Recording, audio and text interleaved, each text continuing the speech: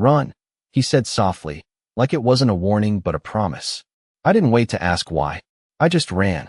My sneakers slapped against wet pavement, each step echoing too loud in the narrow alley behind me, like the city itself was trying to give me away.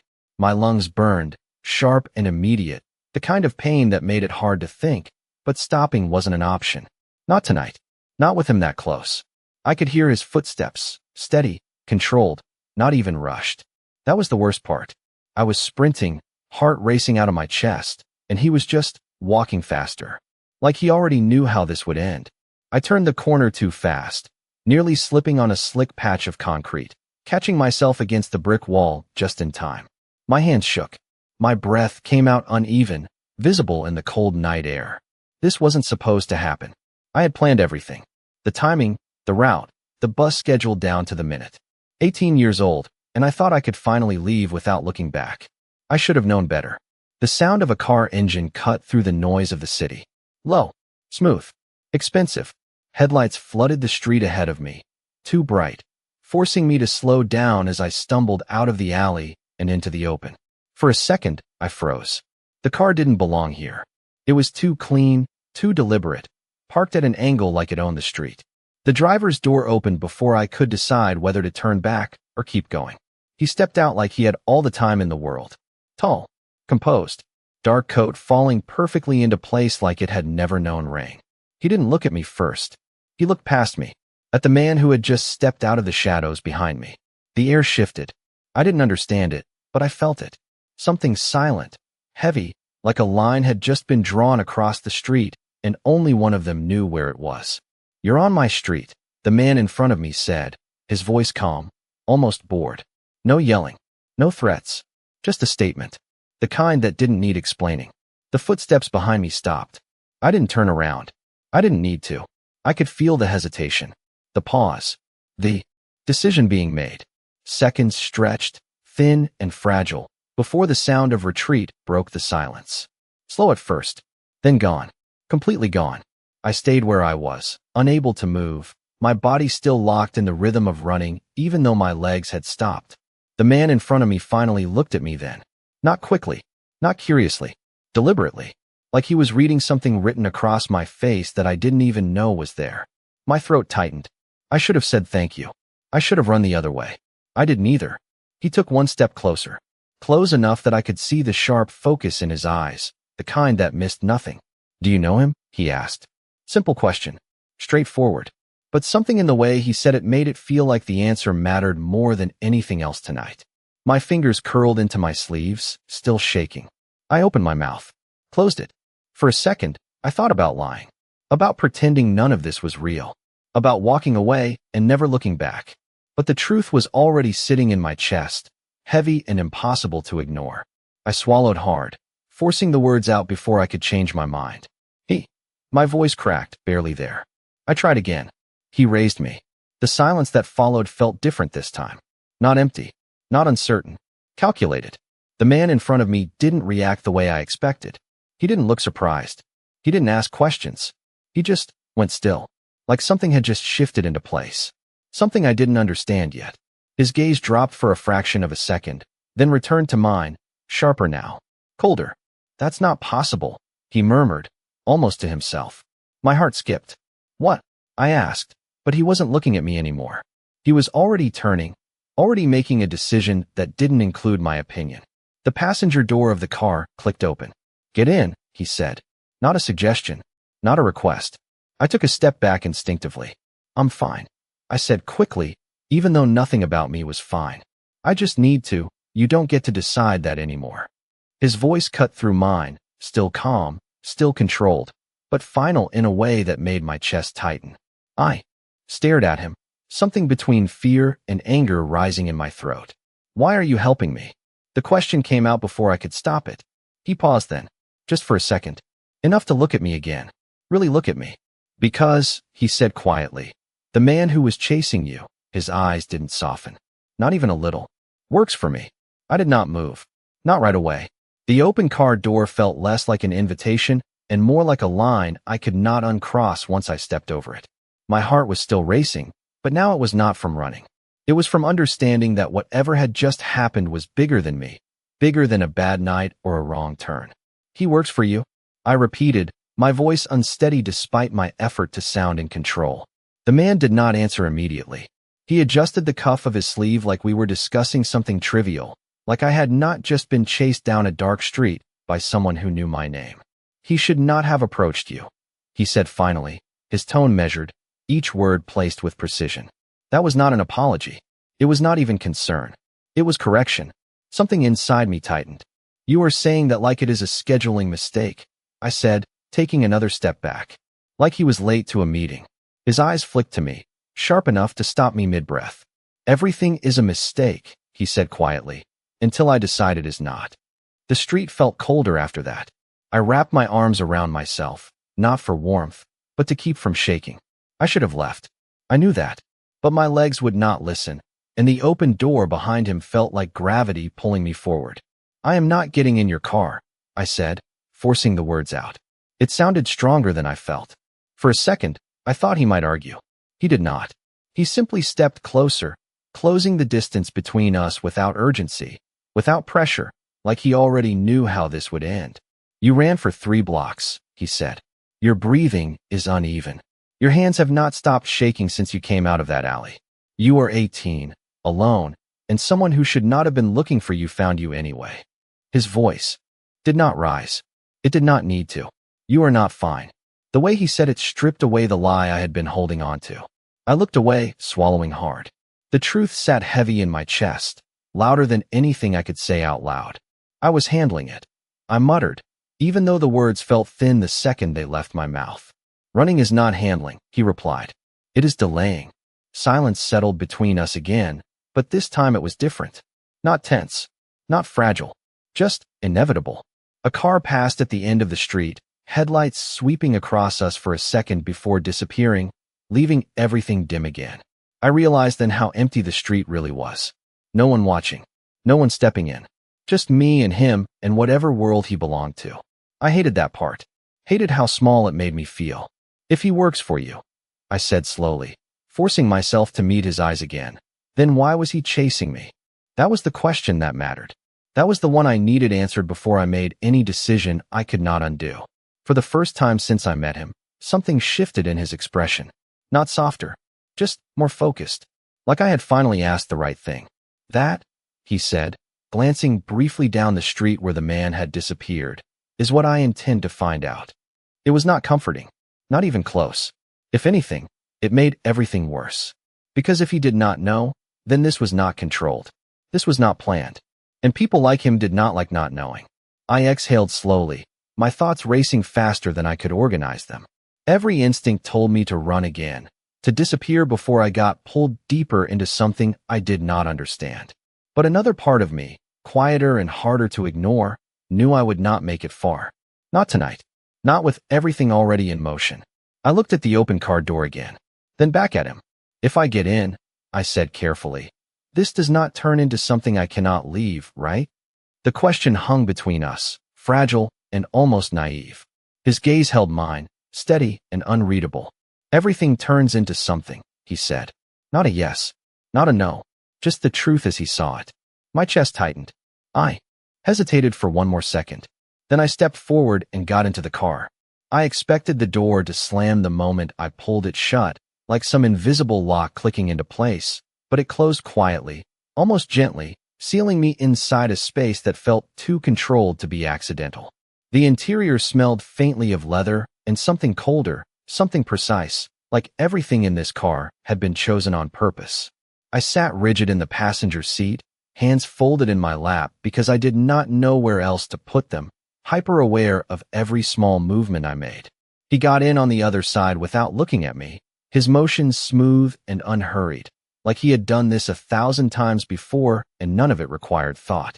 The engine started with a low hum, barely louder than my breathing, and the car pulled away from the curb as if the street had been waiting for it to move.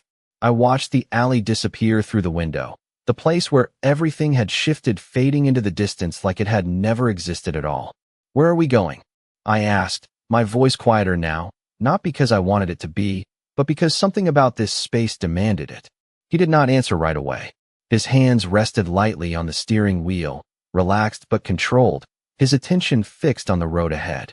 "Somewhere you can sit without looking over your shoulder," he said finally. It sounded simple. It did not feel simple. I turned slightly in my seat, studying him in the dim light from passing street lamps. Up close, he looked even more composed, like nothing about tonight had surprised him, even though he had admitted he did not expect what happened. That contradiction sat uneasily in my mind. "You said he works for you." I pressed, needing something solid to hold on to. "That means you know him." "I know of him," he corrected. "There is a difference." I frowned, trying to understand what that meant. "So you do not control him?" He glanced at me briefly, just long enough for me to feel the weight of it. "I control what matters," he said. That was not reassuring. The city outside blurred past in streaks of light and shadow, familiar streets turning unfamiliar as we moved. Farther from where I had planned to be tonight. I realized then that I had not checked the time since I started running. Everything felt suspended, like the clock had stopped the moment I turned that first corner. "My phone," I said suddenly, reaching into my pocket. My fingers trembled as I pulled it out, the screen lighting up with a time that felt impossible. It had only been 15 minutes. 15 minutes since everything changed. "You can call someone if you need to," he said, his tone neutral. I looked at the phone in my hand, the list of contacts that suddenly felt too small, too distant. There was no one I could call who would understand this. No one I could explain this to without it sounding unreal.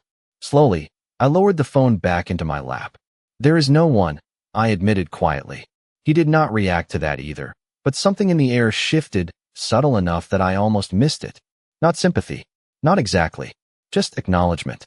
The car slowed as we approached a red light, the glow washing over the dashboard and casting sharp lines across his face. For a moment, everything was still. "When you said he raised you," he said, his voice cutting through the quiet, "you chose your words carefully." My stomach tightened. I stared straight ahead, watching the empty crosswalk.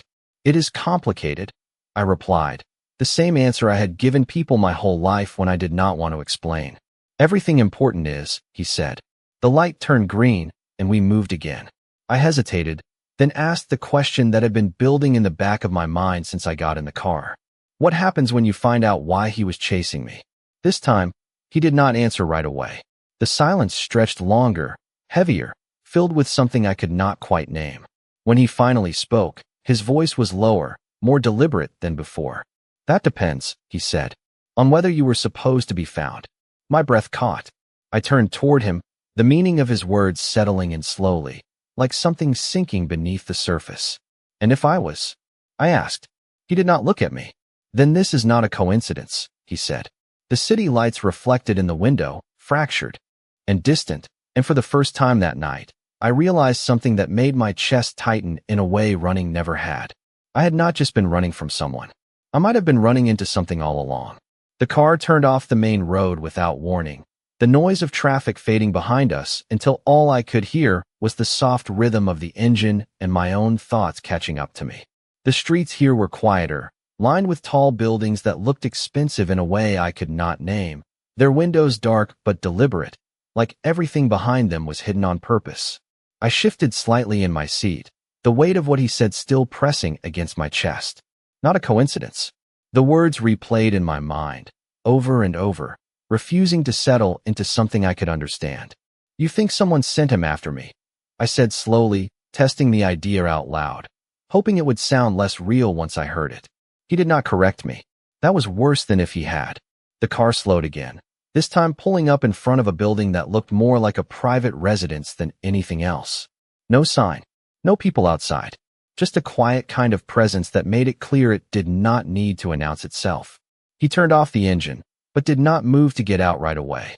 "I think," he said carefully, "that people do not act without reason, especially not in my world." I swallowed, my fingers tightening against the fabric of my sleeve. "And now I am part of your world." The question came out sharper than I expected, but I did not take it back. He finally turned toward me fully, his expression steady, unreadable in the dim light. "You crossed into it the moment he followed you," he said. "I just made sure you did not do it alone." That did not feel like comfort. It felt like a fact I had not agreed to. I looked at the door, then back at him. "So what happens now?" For the first time, He reached for something inside his coat, pulling out his phone with a motion so smooth it barely registered his movement. He tapped the screen once, then held it loosely in his hand, not looking at it yet. Now he said, I confirm what should not have happened. There was something final in the way he said it, like whatever answer he got would change something neither of us could undo. The phone buzzed softly in his hand, and he lifted it just enough to glance at the screen. His eyes narrowed slightly, not in surprise, but in recognition. That small shift sent a chill down my spine. What is it? I asked, unable to stop myself. He did not answer immediately. Instead, he placed the phone back inside his coat, like whatever he saw was not something he needed to show me. That told me everything. We are going inside, he said. Not a suggestion. I hesitated, my hand hovering near the door handle. You still have not told me why, I said, my voice quieter now, but more determined. Why me? He opened his door, stepping out into the cool night air before responding. I watched him circle the front of the car, his presence somehow larger outside, like the space itself adjusted around him. He stopped at my door and opened it without asking, his gaze locking onto mine again. Because, he said, his voice low but clear, the name attached to that man is not supposed to be anywhere near you. My breath caught. What name? I asked, the question slipping out before I could stop it. He studied me for a second longer, like he was deciding how much I was ready to hear. The one you have been running from, he replied. My chest tightened, confusion and something deeper twisting together in a way I could not separate. I am not running from anyone, I said quickly, but even as I said it, the words felt incomplete. His expression did not change. You left without telling anyone, he said. You planned your route. You checked over your shoulder more than once before you even entered that alley. Each detail landed like a step closer to something I had been trying not to see. That is not coincidence either. I stared at him, the truth pressing in from all sides now, impossible to ignore. Then tell me what I am missing, I said, my voice barely steady. He held my gaze for one long second, then stepped back just enough to give me space to get out of the car. That depends, he said, on what you have not been told. The night air hit me as I stepped out, colder than before, sharper somehow. I looked up at the building in front of us, then back at him, the weight of everything settling in. I thought I had been running away from something simple, something I could leave behind. But standing there, with him watching me like he already knew the answer, I realized something that made my chest tighten in a way I could not ignore. Maybe I had never been running away. Maybe I had been kept in the dark the entire time. I followed him inside before I could change my mind. The door closed behind us with a soft click that sounded louder than it should have, sealing off the outside world like it had never existed. The lobby was quiet, too quiet, the kind of silence that felt intentional rather than empty. Polished floors reflected the soft lighting above, everything clean, controlled, untouched. No front desk, no security in sight. But I felt watched anyway, not in a threatening way, just observed. He walked ahead without checking if I was keeping up. I did. I did not know why, but I did. Maybe because stopping felt worse than moving forward. Maybe because he carried himself like someone who did not expect to be questioned. The elevator doors opened before he even pressed a button. That should have surprised me. It did not. I stepped inside after him, the mirrored walls reflecting a version of me I barely recognized. My hair was slightly out of place, my breathing still uneven, my eyes too alert for someone who was supposed to be safe. The doors closed smoothly, and the elevator began to rise without a sound. This is where you live? I asked, my voice quieter now, like the space demanded it. No, he replied. This is where I keep things I do not want disturbed. That did not help. If anything, it made everything feel more deliberate, more planned. I shifted my weight slightly, glancing at the floor numbers lighting up one by one. We were going higher than I expected. Am I one of those things? I asked before I could stop myself. The question hung in the air longer than I wanted it to. He did not look at me right away. When he did, his gaze was steady, unreadable, but not dismissive. You are someone I need to understand, he said. It was not a denial, but it was not what I feared either. The elevator slowed, then stopped. The doors opened to a private hallway, dimly lit, with only one door at the end. No numbers, no signs, just one path forward. He stepped out first. I followed again, my steps quieter now, more cautious. The door unlocked with a soft sound as he approached, opening before he reached for it. Inside, the space was larger than I expected. Not just a room. A full apartment. Minimal, but expensive in a way that made everything feel intentional. Floor-to-ceiling windows stretched across one wall, the city lights spilling in like something distant and unreachable. I hesitated near the entrance, unsure how far I was supposed to go. He moved deeper inside, setting his phone down on a glass table before turning back to me. "Sit," he said, gesturing toward a couch that looked too perfect to belong in a place like this. I stayed where I was for a second longer, my instincts pulling in two different directions. Leave. Stay? Neither felt right. "You still have not told me what you saw on your phone," I said instead, holding on to the one thing I could still question. He studied me for a moment, like he was measuring something I could not see. Then he reached for the phone again, tapping the screen before turning it slightly so I could see. It was not a message. It was a name. Just a name. My chest tightened the second I read it. Not because I recognized it, but because something about it felt familiar in a way I could not explain. "That is the man who followed you," he said. "And that name should not be connected to you." I looked up at him, my thoughts racing faster than I could process. "I told you." He raised me. I said, the words coming out more defensive than I intended. "Then someone lied to you," he replied calmly. The room felt colder after that. I took a step forward without realizing it, my eyes flicking back to the name on the screen. "What do you mean?" My voice was quieter now. Not afraid. Just uncertain. He lowered the phone, his gaze locking onto mine again, sharper this time. "I mean," he said slowly, "that the man you think you know does not use that name in the life he built around you." My breath caught. The pieces did not fit. Not yet. But something was starting to shift, something just beneath the surface that I could feel but not fully see. "Then who is he?" I asked. The question came out softer than I expected. He did not answer right away. Instead, he walked past me, toward the window, looking out at the city like it held the answer.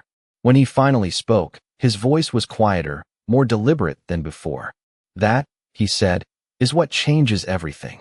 I stared at him, waiting for something more, something solid enough to hold on to, but he did not turn around. He just stood there by the window, looking out over the city like it belonged to him, like every light below meant something I could not see. The silence stretched too long, filling the room with questions he was not answering. "You cannot just say that and stop," I said, my voice sharper now, pushing back against the weight of everything he had dropped on me. "You brought me here.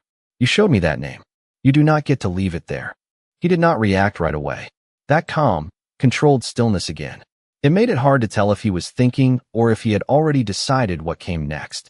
Finally, he turned, slow and deliberate, his eyes locking onto mine in a way that made it impossible to look away.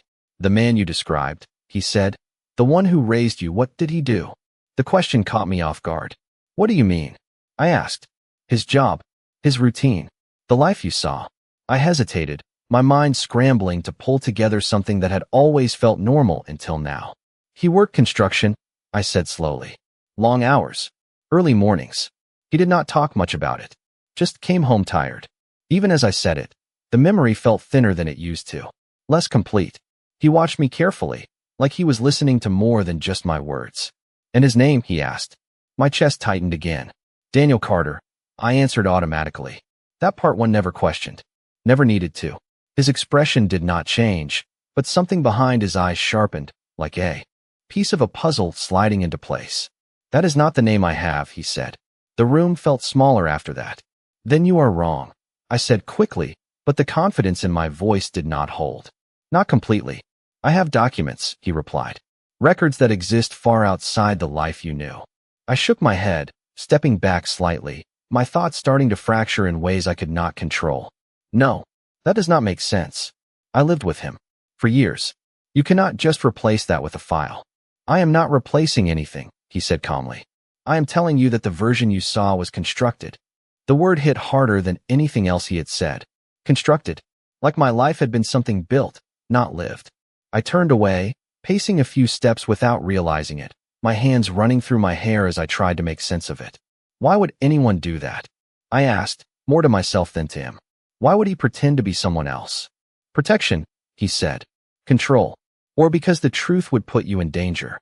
I stopped moving. That last part settled deeper than the rest. Slowly, I turned back to him. You think he was protecting me? I asked. He held my gaze, steady as ever.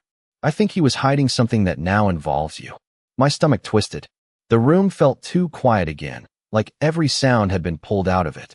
And the man who chased me? I asked, forcing myself to keep going even though part of me wanted to stop. If he works for you, then why would he come after me without you knowing? This time, the answer came faster. Because he was not supposed to, he said. Which means someone else gave that order. The implication landed immediately. Not just one layer. More. People I could not see. Decisions I did not understand. My chest tightened, my breathing uneven again, but this time it was not from running. So what now? I asked, the question coming out quieter, heavier. You find out who gave the order? He stepped away from the window then, closing the distance between us again, not aggressively, just intentionally. I already started, he said. But until I know exactly what this is, you do not leave here alone. The words settled. Between us, firm and undeniable.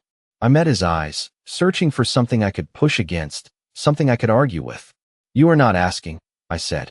It was not a question. He did not deny it. No, he said simply. A part of me bristled at that. The control, the certainty. But another part, quieter and harder to ignore, recognized something else beneath it. Not just power, not just authority, protection, whether I wanted it or not.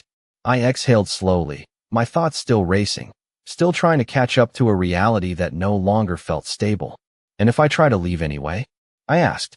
His gaze did not waver, not even a fraction. Then I will make sure you understand why that is not a good idea, he said. Not a threat. Not exactly. Just a promise delivered in the same calm tone he had used all night. I held his stare for a second longer, then looked away, the weight of everything settling in a way I could not shake. I had run to get away from one version of my life. Now I was standing in the middle of something I did not choose, something that reached further than I ever imagined. And for the first time since I started running, I realized something that made my chest tighten in a different way. I was not just trying to escape anymore. I was trying to understand who I had been all along. I did not sleep. I tried. I sat on the edge of the couch, then leaned back, then closed my eyes for what felt like seconds before opening them again to the same quiet room, the same dim city lights stretching endlessly beyond the glass. Time moved differently here. Slower. He had disappeared into another part of the apartment at some point, leaving me alone with everything he had said and everything he had not constructed. Not his real name. Someone else gave the order. The words circled in my head until they stopped sounding like sentences and started feeling like truths I did not want to accept. I stood up finally, restless, crossing the room toward the window. The city looked normal from up here. Cars moved. Lights changed. People lived their lives like nothing had shifted. It made me feel even more disconnected, like I had stepped out of something familiar and into a version of reality that did not follow the same rules. I pressed my hand lightly against the glass, the cool surface grounding me just enough to breathe. You are still awake. His voice came from behind me, low and steady, not surprised. I turned, finding him leaning casually against the wall near the hallway, his posture relaxed but his eyes alert, like he had been watching longer than I realized. I do not think I am going to sleep tonight, I admitted. There was no point pretending anymore. He nodded once, like that made sense to him. That is expected. He stepped further into the room, stopping a few feet away, close enough that I could feel the shift in space again, that quiet pressure he carried without trying. You were thinking about what I said. It was not a question. You changed everything I thought I knew in less than an hour, I replied. What did you expect? His gaze held mine, steady, unreadable, but there was something else there now. Not softer, just more attentive. I expected resistance, he said. You are not arguing as much as you should. I let out a short breath, almost a laugh, but without humor. That is because part of me already knows something is wrong, I said quietly. Saying it out loud made it more real, harder to ignore. He studied me for a moment longer, then moved past me toward the table, picking up his phone again. The screen lit up, casting a faint glow across his face as he read something I could not see. There are gaps, I continued, the words coming faster now that I had started. Things I never questioned before. Places we never talked about. People who were never mentioned. I thought it was just normal. He did not interrupt. That alone made me keep going. If he was hiding something, I said, my voice tightening slightly, Then why now? Why send someone after me tonight? That was the part that did not make sense. The timing, the urgency, the shift from quiet lies to something that felt like pursuit. He set the phone down again, slower this time, like whatever he saw confirmed something he had already suspected. Because something changed, he said, and whatever he was hiding is no longer contained. The words settled heavily in the room. I wrapped my arms around myself again, not out of fear this time, but to hold on to something steady. You keep saying he, I said, but you also said someone else gave the order. Which one is it? He looked at me then, sharper than before, like I had finally reached the question he wanted me to ask. That is what makes this complicated, he said. The man who raised you may not be the one who made this move. My stomach dropped. So I am caught between two things I do not understand, I said. That is accurate, he replied. No hesitation. No attempt to soften it. Just the truth as he saw it. I took a slow breath, trying to steady the rush of thoughts building again. Then tell me what I am supposed to do, I said. Because standing here pretending I still have control over this is not working. For the first time since I met him, he paused before answering. Not long. Just enough to make it clear he was choosing his words carefully. You stay where you are safe, he said. And you start telling me everything you remember. Even the parts that seemed unimportant. I frowned slightly, my mind already moving back through years of memories, trying to separate what was real from what might have been placed there. And what does that give you? I asked. He stepped closer again, not enough to intimidate, but enough to close the distance between uncertainty and decision. It tells me what version of the truth you were given, he said. And more importantly, his voice lowered slightly, not softer, but more precise. It tells me who wanted you to believe it. The weight of that settled deep, pulling everything into a new shape I was not ready for. I nodded slowly, not because I fully understood, but because I knew there was no going back to before this. Not anymore. Not after tonight. I looked at him one more time, searching for something I could hold on to in all of this. And if the truth is worse than what I thought? I asked. He did not look away, not even for a second. Then you will finally know what you have been standing in, he said. And somehow, that felt more inevitable than anything else he had said. All night. Start with something small, he said, his voice steady, cutting through the noise in my head like a line drawn across chaos. I leaned back slightly against the edge of the table, grounding myself before I answered. Small. Nothing about this felt small anymore, but I understood what he meant. Details. The things I had ignored because they did not seem important at the time. He did not like questions. I began slowly. Not about where he came from. Not about before me. If I asked too much, he would just change the subject. Or leave the room. The memory surfaced clearer than I expected, sharper now that I was looking at it differently. He nodded once, not interrupting, letting me continue. We moved a lot, I added. Every couple of years. New apartments, new neighborhoods. He always had a reason. Work. Rent going up. Better opportunities. I never questioned it because it sounded normal. I paused, my mind digging deeper, pulling up things I had not thought about in years. We never had visitors, I said. Not once. No friends. No family. Just us. Saying it out loud made it feel heavier than it should have. Like a pattern I had lived inside without noticing the shape of it. He stepped closer, not enough to interrupt, but enough to signal that this mattered.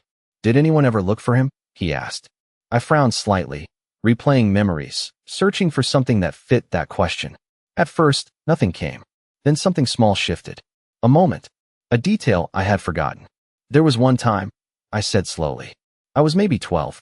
Someone knocked on the door late at night. He told me to stay in my room. I remember his voice sounding different. Not angry, just controlled. I swallowed, the memory sharpening as I spoke. I could not hear everything, but I remember the tone. Like they were not strangers. Like they knew each other. His expression did not change, but I could feel the tension in the air shift slightly, like something was aligning. And after that, he asked. We moved the next week, I replied. The answer came too easily now. Too clearly. I let out a slow breath, my chest tightening as the pieces started to form something I did not want to see. You think that was not random, I said. It was not a question. He shook his head once. Nothing you have described is random, he said. The certainty in his voice made it impossible to ignore. I turned away for a second, pacing a few steps, trying to process it all.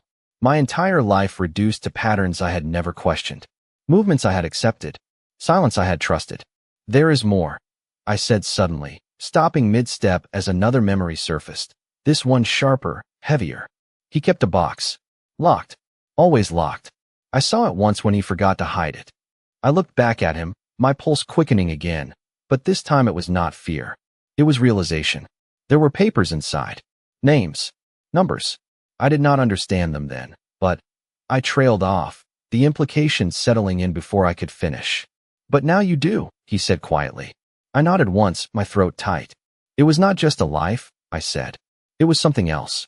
Something organized. The word felt strange in my mouth, but it fit too well to ignore. He stepped closer again, his gaze more focused than before, like every detail I gave him was building something larger in his mind. And the name you gave me, he said. Daniel Carter. Did you ever see it written anywhere official? I froze. The question hit harder than anything else. Because I had never thought to check. Never needed to. Slowly I shook my head. No, I admitted. The truth settled between us, heavier than anything that had come before it. He exhaled slowly, like that confirmed something he had already suspected. Then that name was given to you, he said. Not proven. I stared at him, the final piece falling into place with a quiet certainty I could not deny anymore. My entire identity, the person I thought had raised me, the life I believed was mine, all of it built on something I never questioned until now. So who am I really connected to? I asked, my voice barely above a whisper. He held my gaze, steady and unflinching, like he already knew the weight of the answer before he said it. Someone who did not want you to be found, he said. The words lingered in the room, quiet but undeniable. And for the first time, I understood. Something that made everything else feel smaller in comparison. I had not just been hidden. I had been protected from something that was now starting to reach for me again. I stood there, the weight of his words settling into something heavier than fear, something quieter and harder to escape. Protected. The idea should have felt comforting. It did not. It felt like a question that had been waiting years for an answer I was only now starting to understand. Protected from what? I asked, my voice steady even though everything inside me was shifting. He did not answer immediately. He moved back toward the table, picking up his phone again, but this time he did not look at it. He just held it, like the next step was already decided. From a world that does not forget, he said finally. The words were simple, but they carried something deeper, something that made the room feel smaller, more contained. I exhaled slowly, trying to keep my thoughts from spiraling too far ahead. And now it remembers me, I said. It was not a question. He looked at me, and for the first time, there was something almost like agreement in his expression. Now it is aware of you, he corrected. There is a difference. I shook my head slightly, the distinction not making it easier. Not from where I am standing. The silence that followed was not empty. It was full of decisions neither of us had spoken yet. I walked toward the window again, needing space, needing something that felt stable. The city stretched out below, unchanged, indifferent to everything happening above it. If he was protecting me, I said slowly, then why did he not tell me the truth? That question had been building since the moment everything started to fall apart. He joined me near the window, stopping just far enough away to give me space, but close enough that I could feel the shift in the room again. Because the truth would have changed how you lived, he said. And sometimes, ignorance is the only way to keep someone out of reach. I let that settle, my eyes tracing the lights below without really seeing them. It made sense in a way I did not want it to. So he built a life around me, I said quietly. Something simple. Something I would not question. Yes, he said. No hesitation. Just confirmation. I turned to face him again, the last piece of uncertainty pressing forward. And now that it is gone, I asked, now that whatever he built is breaking, what happens to me? He did not look away, not even for a second. Now, he said, you become visible. The word landed harder than anything else. Visible. Not hidden. Not protected. Seen. I swallowed, my chest tightening as the meaning settled in. To who? I asked. His gaze held mine, steady, unwavering. To the people who have been looking for a reason to find you, he said. The room felt colder again, but this time it was not fear that settled in. It was clarity. Slow. Unavoidable. I nodded once, more to myself than to him, accepting something I could not change. Then I do not get to go back, I said. It was not a question. He shook his head slightly. No, he said. I let out a breath I did not realize I was holding, the last piece of denial slipping away. Everything before tonight felt distant now, like a version of my life I had already stepped out of. Then I need to know everything, I said, my voice firmer than it had been all night. Not just pieces. Not just what you think matters. Everything. Something shifted in his expression then. Not surprise. Not resistance. Something closer to recognition. Like this was the moment